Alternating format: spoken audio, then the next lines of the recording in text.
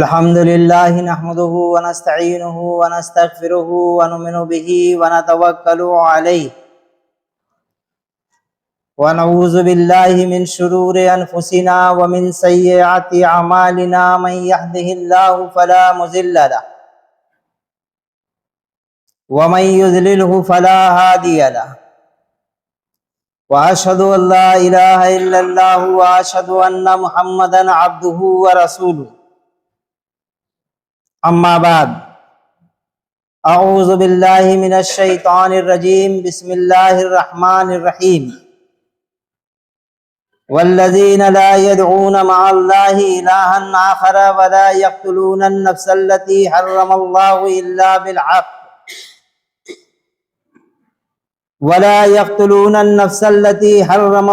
الا بالحق ولا يزنون ومن يفعل ذلك يلقى أثاما يضاعف له العذاب يوم القيامة ويخلد فيه مهانا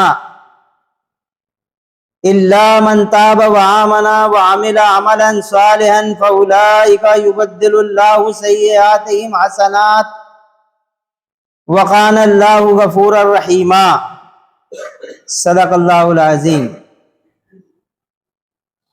محترم بزرگ حضرات اور نوجوان بھائیوں، السلام علیکم ورحمۃ اللہ وبرکاتہ۔ پچھلے ہفتے آپ کے سامنے جو باتیں میں نے رکھی تھی، خاص طور سے گفتگو کے آخری حصے میں، وہ باتیں چشم کشاں ہیں اور اس سے ہر خاص و عام واقف ہے۔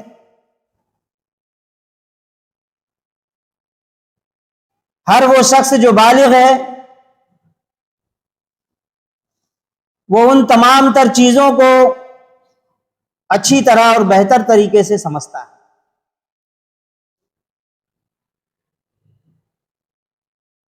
وہ خواہ عمل قوم لوط ہو یا ہم جنس پرستی ہو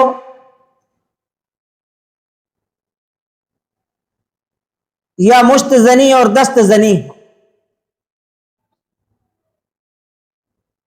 یہ سب ذرائع اور مانع حمل کے تمام تر ذرائع انسانی نسل کے قتل کے اسباب ہیں۔ ان چیزوں سے انسانی نسل تباہ کی جا رہی ہے۔ اللہ تبارک و تعالیٰ نے وارثین جنت کو ان باتوں سے روک دیا۔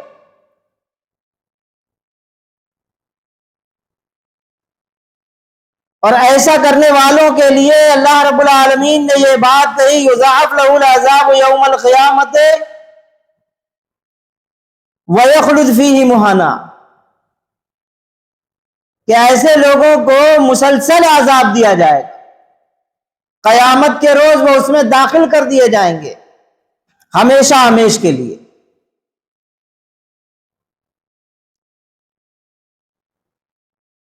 یہ وعید ہر اس شخص کے لیے فکر کے تازیانے لے کر آتی، جس شخص کو اس بات کا احساس ہو کہ وہ اللہ کا بندہ ہے اور مرنے کے بعد ایک روز اپنے رب کے سامنے اسے کھڑا ہونا ہے۔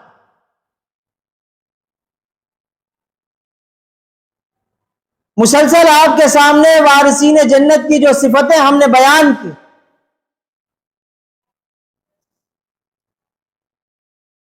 اس میں پہلی چیز ہم نے یہ بیان کی تھی کہ وہ وارثین جنت اپنی نمازوں میں خشوع اختیار کرتے ہیں۔ دوسری چیز تھی لغویات سے دور رہتے ہیں، اور تیسری چیز تھی کہ وہ زمین پر نرم چال چلتے ہیں، اور کوئی اگر ان سے بحث و مباحثہ پر جہالت میں اتر آئے، جہالتوں کی سی باتیں کرنے لگے اور وہ لڑنے پر اتارو ہو جائے تو ان کو کہہ دیتے ہیں تم کو سلام۔ وہ عذاب سے ڈرتے رہتے ہیں. اس بات کو وہ خوب اچھی طرح سمجھتے ہیں کہ جہنم کا عذاب تو جان کا لاگو ہے، جو بڑا ہی برا اور مستقر مقام ہے، اور جو نہ فضول خرچی کرتے ہیں نہ بخیلی کا ارتکاب کرتے ہیں، بلکہ ان کا خرچ ان دونوں انتہاؤں کے درمیان اعتدال پر قائم رہتا ہے. اور پھر ہم نے اس آخری 3 باتوں کی تصریح مسلسل کئی ہفتوں سے آپ کے سامنے کی، جس میں پہلی چیز یہ تھی کہ وارثین جنت اللہ کے علاوہ کسی اور کو نہیں پکارتے، اور اللہ کی حرام کی ہوئی کسی جان کو ناحق ہلاک نہیں کرتے، اور زنا کے مرتکب نہیں ہوتے. مگر انسان خطا کا پتلا ہے، اس سے خطائیں ہوتی ہیں، اس سے گناہ سرزد ہو جاتے ہیں. انہی گناہوں سے بچنے کے لیے تو وہ وعیدیں سنائی گئی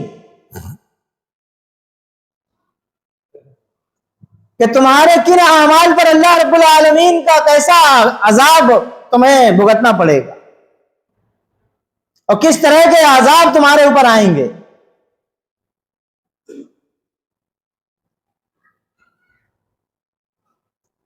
عمل قوم لوط کے متعلق قرآن پاک کے اندر یہ بات بتائی گئی کہ یہ قومیں تباہ کر دی جاتی ہیں، زمین پر باقی نہیں رہنے دیا جاتا. اسی طرح خودکشی کرنے والے لوگوں کے لیے وہ بھی اپنی جان کو ناحق ہلاک کرتے ہیں. ان کے متعلق بھی وہی سنائی گئی کہ جن لوگوں نے اپنے آپ کو جس طرح قتل کیا ہوگا اس کو جہنم میں مسلسل عذاب میں اسی طرح مبتلا کر دیا جائے. معراج کے اس واقعے کے اندر مشہور بات وہ حضور پاک صلی اللہ علیہ وسلم نے ارشاد فرمایا کہ جہنم میں میں نے دیکھا ایک شخص کو وہ پہاڑ پر چڑھتا ہے پھر اپنے آپ کو گرا دیتا ہے، اور اس کا ریزہ ریزہ بکھر جاتا ہے، پھر وہ جمع ہوتا ہے، پھر انسانی شکل میں آتا ہے، اور پھر پہاڑ پر چڑھتا ہے اور پھر اپنے آپ کو گراتا ہے. حضور پاک صلی اللہ علیہ وسلم نے پوچھا کہ جبریل امین یہ کیا معاملہ ہے؟ آپ نے فرمایا کہ اللہ کے رسول صلی اللہ علیہ وسلم یہ آپ کی امت کے وہ لوگ ہیں جنہوں نے خودکشی کی، اپنی جان کو ہلاک کیا، اور یہ کسی اونچائی سے اپنے آپ کو گرا دیا تھا، اس کو اس عذاب میں ہمیشہ ہمیشہ کے لیے مبتلا تھا.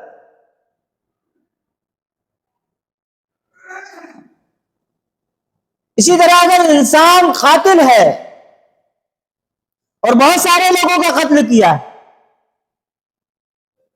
تو اسے الگ الگ تمام تر قتل کے گناہ جتنے اس کے اوپر واجب الادا آئیں گے الگ الگ اسے بھگتنا ہو. اس طرح زنا کی سزا کوئی ایک دفعہ نہیں بلکہ جتنی دفعہ وہ زنا کیا ہو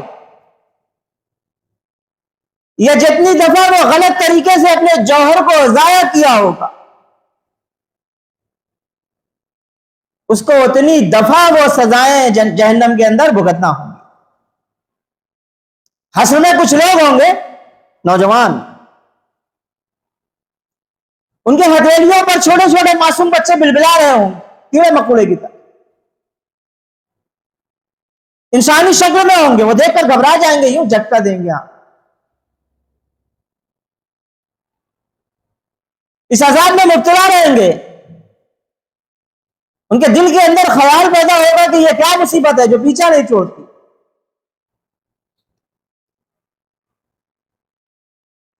جیسے ہی ان کے دل کے اندر یہ بات پیدا ہوگی ایک فرشتہ ان کو جواب دے گا کہ یہ وہ تمہارے اعمال کے نتائج ہیں. جو تم نے مشت زنی اور دست زنی سے کیے تھے، آج ان سب کے قتل کا تم سے حساب لیا تھا۔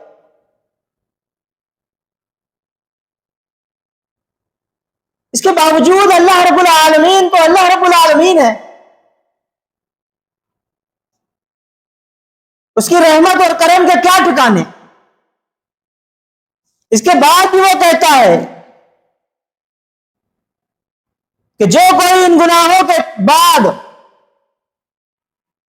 توبہ کر چکا ہو اور ایمان لا کر عمل صالح کرنے لگے تو ایسے لوگوں کی برائیوں کو اللہ بھلائیوں سے بدل دے گا، وہ بڑا معاف کرنے والا اور غفور رحیم۔ اندازہ لگائیے، ایک طرف اللہ رب العالمین اپنے عذاب کو دکھاتا ہے کہ اس کے بندے جو باغی اور سرکش ہوں گے اور ان کی موت اسی بغاوت پر واقع ہو گئی ہوگی، تو اس کے یہ اور یہ بھیانک نتائج ان کے سامنے آنے ہیں۔ اور دوسری طرف رحمت ہی رحمت کہ جن لوگوں سے یہ خطائیں ہو گئیں، جن لوگوں نے ایسے گناہ کیے، وہ پلٹ آئیں برائیوں کو چھوڑ کر بھلائیوں کی طرف توبہ کرنے۔ توبہ کا نام پلٹ آنا ہے، اس کا آغاز ہی ندامت سے ہوتا ہے، اور جب ندامت انسان کو ہونے لگے تو وہ برائی چھوڑ کر نیکیوں پر عمل کرنے لگے، اس کا نام توبہ ہے۔ اللہ توبہ کر کے گالوں پر تھپڑ مارنے کا نام توبہ نہیں ہے،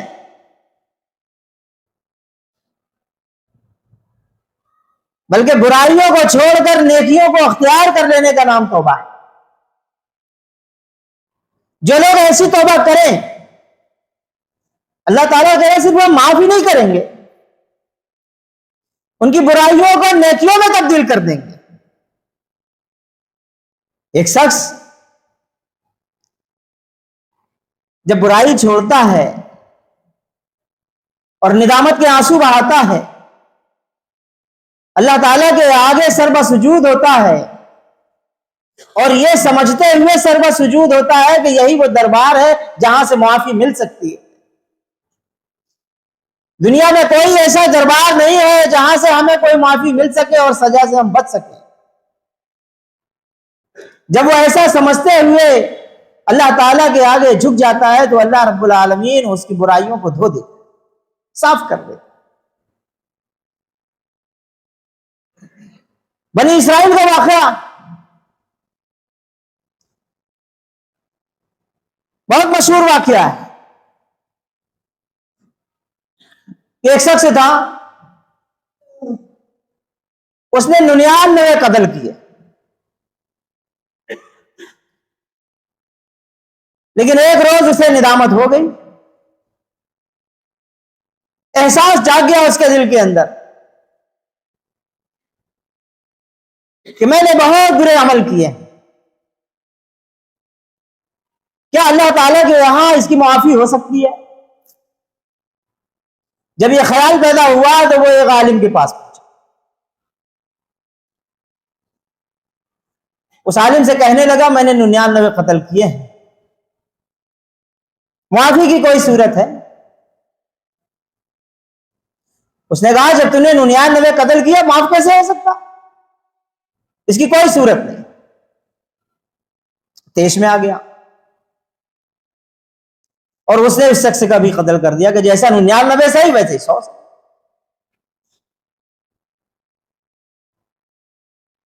اللہ پاک نے قرآن عظیم کے اندر یہ بات کہی کہ بنی اسرائیل کے وہ طریقہ کار غلط تھے۔ اللہ تبارک و تعالیٰ تو نہایت ہی رحیم و کریم ہے، اس کے کرم کا کوئی ٹھکانا نہیں، وہ سب کو معاف کر سکتا۔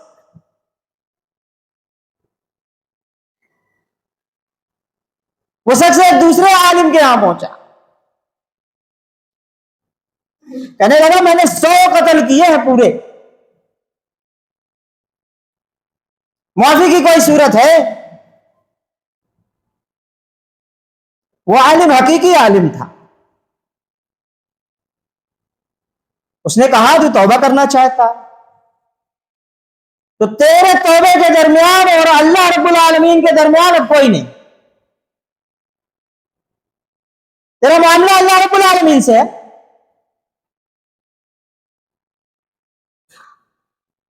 تو اسی سے مغفرت طلب کر, اسی سے معافی مانگ اور اس کے دربار میں بچھ جا. اس کے علاوہ کوئی نہیں جو تیری خطاؤں کو معاف کر سکے. بہت پسند آئی اس کو, نیکیوں کا جذبہ اس کے اندر پیدا ہو گیا. وہ چاہنے لگا کہ جس طرح میں برائیاں کرتا رہا ہوں بھلائیاں کروں گا, لیکن یہاں تو مجھے سارے لوگ جانتے ہیں اور ان کا طنز, ان کا تشنا, ان کی باتیں ہمیں اس مقام پر ٹھہرنے میں مانع ہوں گی.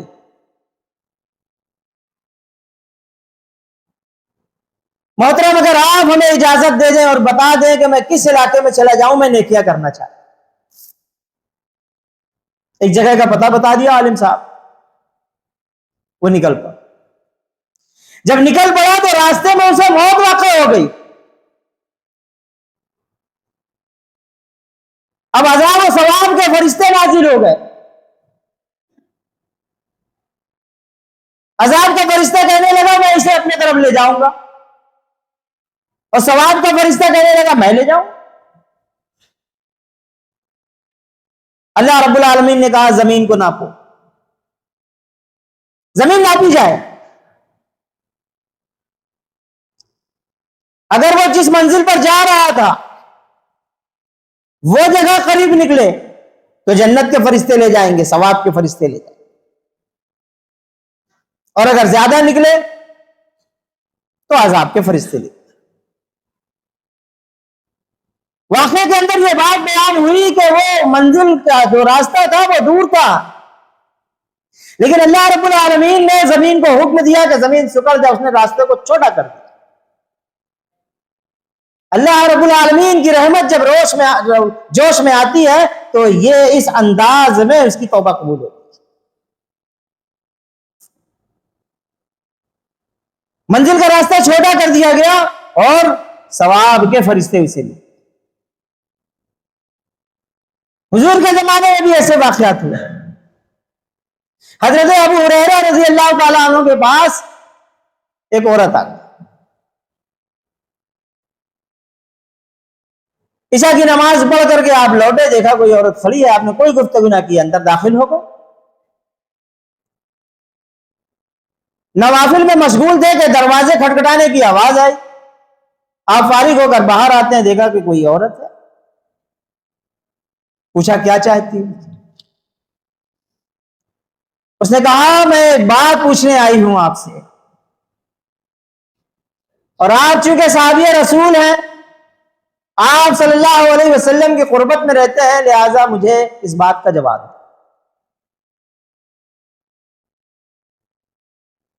آپ نے کہا بتاؤ کیا بات ہے؟ اس نے کہا کہ میں زنا کر بیٹھی, مجھ سے زنا ہو گیا اور میں حاملہ ہو گئی. پھر مجھے بچہ پیدا ہوا, میں نے اسے قتل کر دیا. کیا معافی کی کوئی صورت ہے؟ اس نے کہا تو نے تو بڑا بھاری ظلم کیا. حضرت ابو ہریرہ رضی اللہ تعالیٰ عنہ نے کہا کہ تو نے بڑا بھاری ظلم کیا, یہ کیسے معاف؟ اس نے بھری ٹھنڈی سانس لی اور کہا کیا یہ حسن آگ میں جلنے کے لیے پیدا ہوا؟ یہ کہہ کر وہ چلی گئی. فجر کے وقت حضرت ابو ہریرہ رضی اللہ تعالیٰ عنہ نے حضور سے ذکر کیا کہ اللہ کے رسول رات میں ایسا ایسا معاملہ ہوا, میں نے یہ کہہ دیا. حضور نے کہا ابو ہریرہ تو نے بڑا غلط کہا, یہ کیسی بات کہہ دی؟ کیا تم نے یہ آیت نہیں پڑھی والذین لا يدعون مع اللہ الہا آخر ولا یقتلون النفس التي حرم اللہ الا بالحق ولا یزنون؟ ومن يفعل ذلك يلقى أثاما يضاعف له العذاب يوم القيامة ويخلد فيه مهانا إلا من تاب وآمن وعمل عملا صالحا فأولئك يبدل الله سيئاتهم حسنات وكان الله غفورا رحيما. جیسے ہی حضرت ابو ہریرہ رضی اللہ تعالیٰ عنہ نے یہ آیت سنی، آپ چونک، آپ کو یاد آ گیا کہ اللہ رب العالمین تو معاف کرنے والا ہے، وہ بڑا غفور الرحیم ہے. جو بندہ اس کے آگے ندامت کے ساتھ جھک جاتا ہے وہ اسے معاف کر دیتا. اب آپ اس عورت کو دن بھر ڈھونڈتے رہے، وہ عشاء کے وقت ہی آپ کو ملی، اور جیسے ہی آپ کو وہ عورت دکھائی دی آپ نے اس کو یہ خوشخبری سنا. اس خوشخبری کو سننے کے بعد وہ عورت سجدہ ریز ہو گئی اور کہا کہ نہایت ہی مہربان یقیناً میرا خدا ہے اور اس کے علاوہ کوئی نہیں جو مجھے بخش. اندازہ لگاؤ، اللہ رب العالمین کسی بھی وقت اپنے بندوں کو تنہا نہیں چھوڑنا چاہتے، سوائے ان باغیوں کے اور کافروں کے جو مرتے دم تک اس کے نمک حرام رہے. ایک بوڑھے شخص کا بھی واقعہ ہے حضور ہی کے زمانے. وہ بوڑھا شخص آ گیا آپ کو، کہنے لگا میں نے بہت گناہ کیے، ایسا کوئی گناہ نہیں جسے میں نے نہ کیا. اتنے گناہ کیے ہیں کہ اگر اس کو روئے زمین پر پھیلا دیا جائے انسانوں کے درمیان تو اس گناہ سے آلودہ ہوتا. اتنے گناہ، کیا اس کے باوجود معافی کی کوئی صورت ہے؟ حضور پاک صلی اللہ علیہ وسلم نے ارشاد فرمایا کیا تو ایمان لے آیا؟ اس نے کہا یقیناً میں گواہی دیتا ہوں کہ اللہ کے علاوہ کوئی معبود نہیں اور محمد صلی اللہ علیہ وسلم اللہ کے رسول ہیں. آپ نے کہا تیرا ایمان لانا ہی کافی ہو، اب تو ایسا ہے جیسے آج پیدا ہوا، نیکیاں کرتا جا اور جنت حاصل. توبے کی یہ صورت بھی، اور توبے کی وہ صورت بھی ہے جس میں وہ واقعہ ہمیں مدینے کے اندر کے رونگٹے کھڑے کر دینے والے واقعات تاریخ کے اندر ملتے ہیں. غامدیہ نام کی ایک عورت ہے،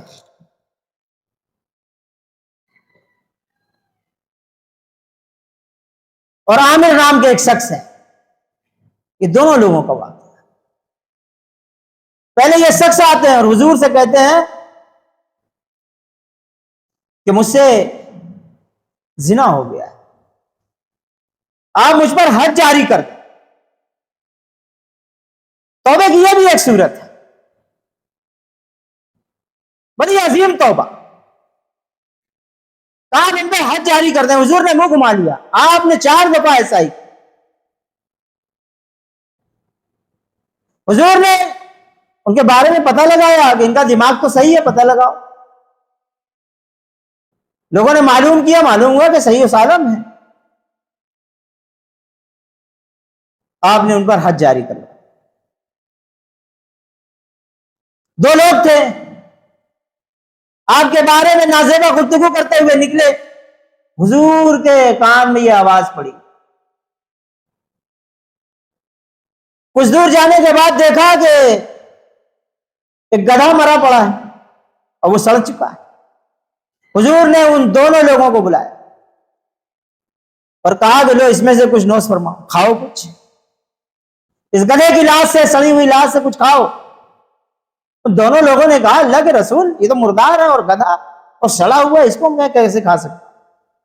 حضور نے فرمایا کہ تم اس سے زیادہ بدتر چیز ابھی کھا رہے تھے جب اپنے بھائی کے بارے میں نازیبا الفاظ استعمال کر رہے تھے، غیبت کر. یہ اس سے زیادہ بدتر چیز تھی. اسی طرح وہ عورت کا بھی واقعہ، وہ بھی حضور کے پاس آ گئی اور 4 دفعہ اس نے بھی یہی بات کی اور اس نے کہا میں حاملہ ہوں. حضور نے کہا کہ جاؤ حمل واضح ہو جائے جب آنا. حمل واضح ہوا پھر چلی آئی. حضور نے کہا بچہ ہے اس کو دودھ پلاؤ، جب یہ دودھ چھوڑ دے پھر آنا.